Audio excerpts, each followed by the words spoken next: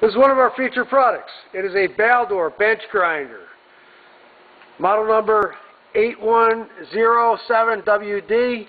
It's 3/4 horsepower, 3600 RPM, 115 volt or 230 volts. It's currently wired for 115 volt.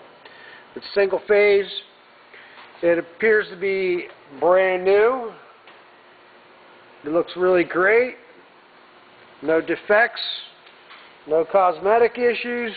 It includes 2 lights built into the eye shields, as you can see right here. Also included is a tool holder and a water bucket and the corresponding hardware that goes with it.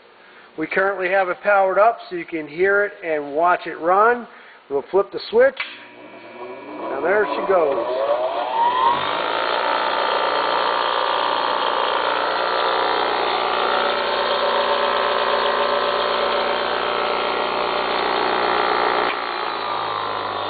So there you have it, Baldor bench grinder.